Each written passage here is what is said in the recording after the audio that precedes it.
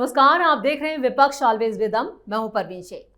प्रधानमंत्री नरेंद्र मोदी के केरल और तमिलनाडु दौरे से विपक्ष में हाहाकार मचा है। पीएम मोदी ने एक तरफ उन्हें बड़ी विकास परियोजनाओं की सौगात दी, तो वहीं दक्षिण भारत में बड़ा राजनीतिक संदेश दिया। उन्होंने कांग्रेस पर सीधा और तीखा हमला बोला। उन्होंने कहा कि कांग्रेस ने दशकों तक इन राज्यों को सिर्फ वादों में उलझाए रखा, जबकि एनडीए सरकार जमीन पर काम कर रही है। केरल और तमिलनाडु दोनों ही दक्षिण भारत में बीजेपी के लिए बड़ी ताकत के रूप में उभर रहे हैं। वहीं कांग्रेस गठबंधन दक्षिण में कई चुनौतियों से जूझ रही है। चुनौतियां तो राहुल गांधी के सामने भी खड़ी हैं। दिल्ली में एक के बाद एक कांग्रेस की कई बैठकें हुई। पंजाब नेताओं की बैठक हुई, तो वहीं बिहार कांग्रेस के नेताओं से राहुल गांधी ने खुद 1-to-1 बात की। इसके साथ ही केरल कांग्रेस की बैठक से शशि थरूर गायब रहे, जिससे कांग्रेस की समस्या केरल में काफी बढ़ चुकी है। वहीं तमिलनाडु को लेकर पहले ही बैठकों का दौर जारी है। चौतरफा घिरी कांग्रेस इन बैठकों से क्या हासिल करती है, वो तो देखना होगा। इन मुद्दों पर चर्चा के लिए स्टूडियो मौजूद है कैपिटल टीवी के editor in chief doctor Manish Kumar और एग्जीक्यूटिव एडिटर राजीव कुमार। आप दोनों का बहुत बहुत स्वागत है। धन्यवाद। डॉक्टर साहब, केरल और तमिलनाडु में पीएम मोदी का दौरा और विपक्ष क्यों परेशान? देखिए, विपक्ष वहाँ तो कांग्रेस पार्टी और डीएमके ये आपस में लड़ रहे हैं। उनकी परेशानी का कारण मोदी नहीं है, उनकी परेशानी वो खुद उन लोगों ने क्रिएट किया है। तमिलनाडु में लग नहीं रहा है कि डीएमके के साथ जो है इनका अलायंस होगा जी, क्योंकि फिर ये खबर आई कि वो फिल्म एक्टर्स के साथ जो है कांग्रेस पार्टी की बातचीत जो है बहुत आगे लेवल तक जा रही है।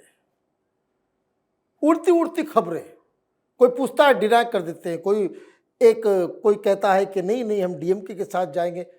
कांग्रेस पार्टी ही टूटी हुई है इसके ऊपर। तो आपके इरादे क्या है, आप करना क्या चाहते हैं, वो सब अलग थलग है। केरल के अंदर वही गलती जो गलती हरियाणा में कांग्रेस पार्टी ने की और भी जगहों पे। इनको लगता है कि एंटी इनकम्बेंसी है, दो बार रह चुकी, लोग जो है उसको उखाड़ के फेंक देंगे और बाय डिफॉल्ट हम जीत जाएंगे, इसलिए ज़्यादा मेहनत करने की आवश्यकता नहीं है। यही जो आराम पसंद किस्म की जो पार्टी है कांग्रेस पार्टी, हरियाणा में यही गलती की वजह से वो चुनाव हार गए। अब प्रधानमंत्री मोदी वहां जाते हैं तो मोदी तो कैंपेनर हैं भाई। तिरुवनंतपुरम में जिस तरह की तस्वीरें आई कि लोग जो है प्रधानमंत्री मोदी की एक झलक के लिए तांता लगाए हुए थे। हमने तो अभी तक नहीं देखा कि राहुल गांधी के लिए किसी साउथ इंडिया के अंदर जो है लोग इस तरह से इंतजार कर रहे हो। तो इसका मतलब क्या है? इसका मतलब यह है कि भारतीय जनता पार्टी धीरे धीरे ही सही लेकिन जमीन को पकड़ के अपनी स्ट्रेटजी बना रही है।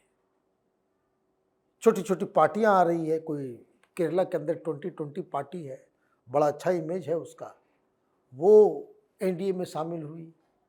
हम लोग लगातार बताते आ रहे हैं, राजीव पिछली बार भी बता रहे थे कि किस तरीके से वहाँ अलग अलग जाति समूह, इवन क्रिश्चियन कम्युनिटी के लोग भारतीय जनता पार्टी के साथ जुड़ रहे हैं। तो ये परेशानी जो विपक्ष की है वो इस बात से नहीं है कि आप कुछ मेहनत कर रहे हो और चीजें गलत हो जा रही है। आप न कुछ कर रहे हो और जो कर रहे हो उससे आपस में ही आप लोग लड़ मर के जो है दुनिया के सामने बता रहे हो कि आई एम डिवाइडेड हाउस। भाई क्यों शशि थरूर को आपने पहले बुलवा दिया? क्यों बेइज्जत किया आपने बीच मंच के ऊपर? आप इस तरह का बर्ताव करेंगे तो धीरे धीरे तो प्रधानमंत्री ने साफ कहा कि भाई तो लक्षण दिख रहा है, लक्षण वही है गुजरात वाला कि हमारी सरकार आने वाली है। बिल्कुल। तमिलनाडु और केरल में पीएम मोदी का दौरा क्या संकेत दे गए, क्या संदेश दे गए, और इस बार बीजेपी के लिए दोनों राज्य अलग क्यों हैं? देखिए, प्रधानमंत्री मोदी का ये लगातार दौरा जो है ये पहला संकेत तो सहयोगी पार्टियों के लिए है कि देखो, भारतीय जनता पार्टी वो पार्टी है जो अपनी सहयोगी पार्टी, जहां पर सरकार बनाने की संभावना किसी और की है, मुख्यमंत्री कोई और बनेगा, एक दो कैबिनेट में बर्थ मिल गई तो ये बहुत बड़ी बात है, लेकिन वहां भी इतनी ही मेहनत करती है। तमिलनाडु की बात है ये। तमिलनाडु में भारतीय जनता पार्टी कोई बहुत बड़ी फोर्स नहीं है, लेकिन फिर भी ये जरूर है कि तमिलनाडु में भारतीय जनता पार्टी का गठबंधन सरकार में होता है और आगे भी सरकार बनने की संभावना एआईएडीएमके के साथ है। लेकिन फिर भी वहां पर भारतीय जनता पार्टी कर क्या रही है? पहले एआईएडीएमके को एकजुट करने की कोशिश, यानी दोनों धड़ा एक साथ आ जाए, किसी तरह से एक साथ आपको आना पड़ेगा, चाहे ईपीएस हो ओपीएस हो। उन दोनों के बीच अगर वैचारिक भिन्नता है, दोनों अलग अलग रास्ते पे चल रहे हैं, तो उन दोनों के नेताओं के साथ, यानी अगर एक नेता नहीं तो उनके नीचे के नेता जो हैं आपस में कोऑर्डिनेट करो। जब तक एक नहीं होगे डीएमके को हराना थोड़ा मुश्किल हो जाएगा। उसके अलावा दूसरी पार्टियां जो छोटी छोटी पार्टियां हैं उनके साथ भी तमिलनाडु में टीटीवी दिनाकरन आ गए, अंबुमणि रामदास आ गए।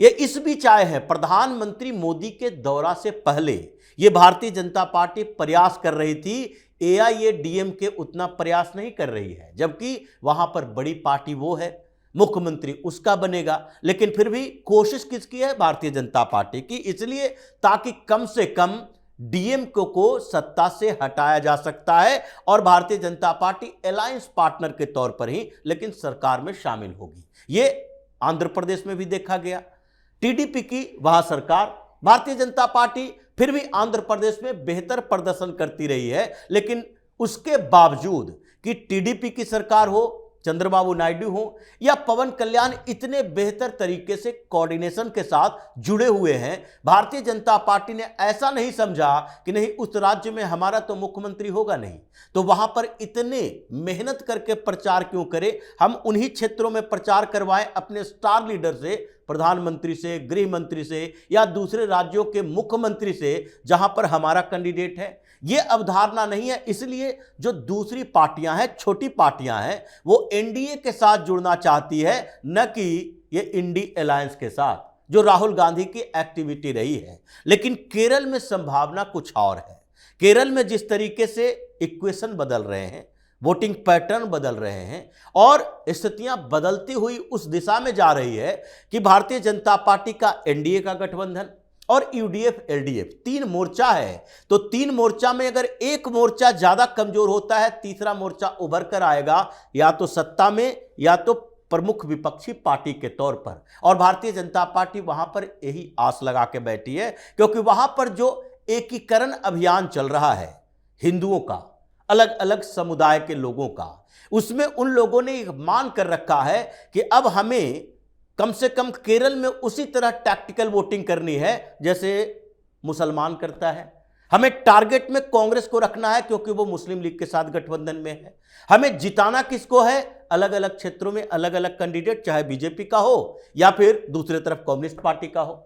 जहां जो संभावना दिखेगी इनको हराने के लिए हम उसके साथ आएंगे। अभी थोड़े कंफ्यूजन है क्योंकि अभी भी भारतीय जनता पार्टी पर पूरा विश्वास नहीं है कि ये रिप्लेस कर सकती है या तो वामपंथियों को या तो कांग्रेस पार्टी को। तो इसीलिए वहां पर वो फोर्स तैयार हो रहा है और इधर जैकब साथ में आ गया।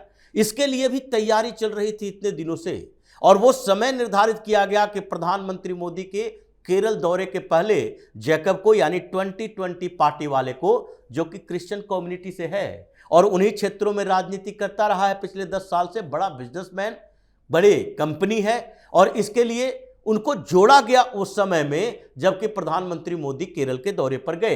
ये जो संगठन बन रहा है और गठबंधन बढ़ रहा है, इससे लग तो रहा है कि भारतीय जनता पार्टी केरल में बहुत बेहतर करेगी और अगर कोई चौंकाने वाला परिणाम हो गया तो इससे अविश्वास के तौर पर देखा नहीं जा सकता। बिल्कुल, केरल और तमिलनाडु में बीजेपी अपने पैर मजबूती से जमा रही है, लेकिन कल कांग्रेस की भी एक के बाद एक कई बैठकें हुई।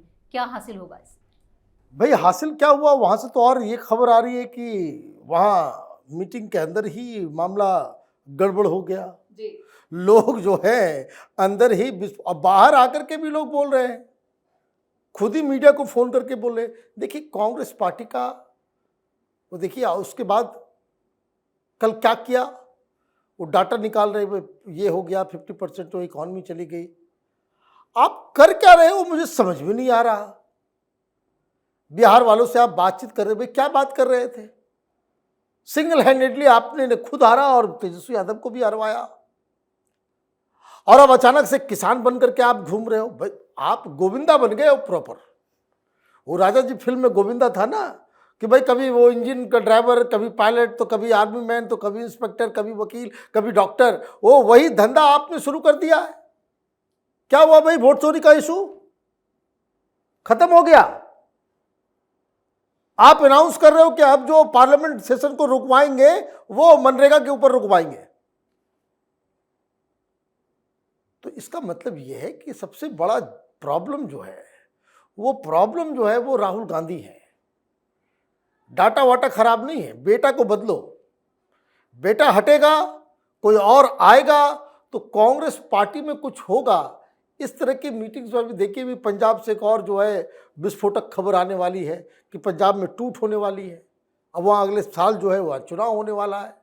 तो मुझे नहीं लग रहा है कि राहुल गांधी के नियंत्रण में कुछ है भी या नहीं है। पता नहीं किस तरीके से ये पार्टी चल रही है, और कोई राहुल गांधी को बोलने वाला नहीं, टोकने वाला नहीं, और जो कोई सवाल उठाता है उसको आप साइडलाइन करते हो शशि थरूर की तरह। तो अभी आप देखते जाइए, इन मीटिंग से कुछ नहीं होने वाला है, और ना ही ये कांग्रेस पार्टी अपने आप को इस रास्ते पे चल के रिवाइव करने वाली है। बिल्कुल, जो खुद परेशानी है, राहुल गांधी खुद बड़ी परेशानी बन चुके हैं, लेकिन वही परेशानियों को दूर करने के लिए बैठकें कर रहे हैं। तो इन बैठकों का जो निचोड़ निकला है वो क्या है? देखिए, निचोड़ निकला है वो यही है कि राहुल गांधी ये सारी मीटिंग करते हैं इस कारण से कि भारतीय जनता पार्टी थोड़ी और मजबूत हो जाए, जिन जगहों पर थोड़ी कमजोर है वो और बेहतर हो जाए। जैसे पंजाब में चल रहा है, अभी पंजाब में इनकी पार्टी में स्थिति ऐसी है कि अब सारे नेता कह रहे हैं, चाहे बाजवा हो या फिर अमरिंदर सिंह राजा वडिंग हो,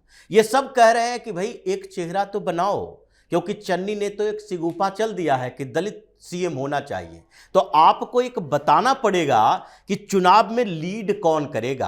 अब 1 साल चुनाव का बचा है और अभी तक आप कंफ्यूजन में सारे नेताओं को रखे हो। आपका जो प्रभारी है बघेल, वो कहता है नहीं, सब कलेक्टिव तरीके से चुनाव लड़ा जाएगा। तो कलेक्टिव चुनाव कलेक्टिव परिणाम ही लेकर आएगा, ऐसी स्थिति दिख रही है। क्योंकि कांग्रेस में यह भी सवाल उठ रहा है कि नवजोत सिंह, नवजोत कौर, ये दोनों सिंधु है।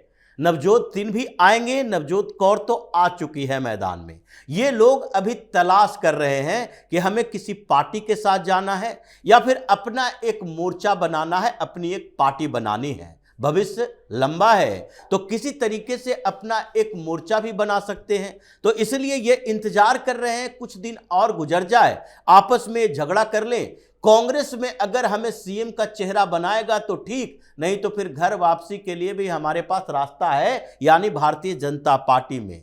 भारतीय जनता पार्टी को भी ऐसे कुछ चेहरों की जरूरत है। कुछ चेहरे आ गए हैं, जैसे बिट्टू को केंद्रीय मंत्री आगे के चुनाव के लिए देखकर बनाया गया है, और उसी तरीके से कैप्टन अमरिंदर सिंह अपने क्षेत्र में, ऐसा नहीं है कि इनएक्टिव हैं, अपने क्षेत्र में एक्टिव हैं, और वो बार बार कह रहे हैं कि नहीं भाई, अकाली दल के साथ गठबंधन होना चाहिए। जाखड़ अपने क्षेत्र में एक्टिव है। भारतीय जनता पार्टी का गठबंधन ये शहरी क्षेत्र से ग्रामीण क्षेत्र की तरफ बढ़ रहा है, और आप अपनी पार्टी को पंजाब में और तोड़फोड़ के कगार पर ला रहे हो। तमिलनाडु, कर्नाटक से केरल तक वही स्थिति है। बिहार में कांग्रेस खत्म है, अब आपके लिए कोई आधार ही नहीं है कि उसे बढ़ा सकते हो। 6 विधायक को आप रोक नहीं पाओगे, वो सारे के सारे भाजपा या जदयू में जाएंगे। बस इंतजार उनको इस बात के लिए है कि नीतीश कुमार या भारतीय जनता पार्टी की तरफ से कब कहा जाता है कि अब आ जाओ, क्योंकि सरकार में इनके आने ना आने से कोई फर्क नहीं पड़ेगा, इतनी बड़ी जीत है। तो अपनी शर्तों पर उनको लाना चाहते हैं कि ऐसा ना हो कि आने के बाद आप कहो कि हमें मंत्री बनाने के लिए आश्वासन दिया गया था, अब बनाया नहीं जा रहा। तो बिहार में कांग्रेस के 6 विधायक तो जाएंगे ही जाएंगे। अब आपको बचाना है तो साउथ इंडिया में कुछ कांग्रेस जो छिटपुट बची हुई है उनको मजबूती से पकड़ना चाहिए। उसमें आप शशि थरूर को नाराज कर लेते हो और तमिलनाडु में अपने अलायंस पार्टनर को नाराज कर लेते हो। तो ऐसा लगता नहीं है कि राहुल गांधी की रणनीति कांग्रेस को बढ़ाने की है। ये भारतीय जनता पार्टी को मजबूत करके अपने समय में ही, अपने कार्यकाल में ही कांग्रेस को खत्म करना चाहते हैं, ताकि अभी उनका कोई अपना वारिस तो है नहीं, आगे किसी और के लिए भी न बचे। राजू सर, तमाम जानकारी के लिए और सटीक विश्लेषण के लिए आप दोनों का बहुत बहुत धन्यवाद। धन्यवाद।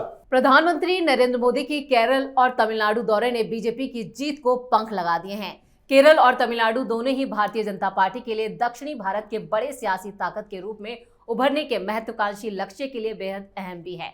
वहीं कांग्रेस की बैठकों में गुटबाजी और हंगामा ही होता रहा। समस्याओं की समाधान तो नहीं निकली, लेकिन राहुल गांधी कई सवालों में जरूर घिर गए। इस खास शो में इतना ही। वीडियो कैसा लगा कमेंट करके अपनी राय जरूर दें। वीडियो को लाइक करें, शेयर करें और कैपिटल टीवी को सब्सक्राइब जरूर करें। धन्यवाद।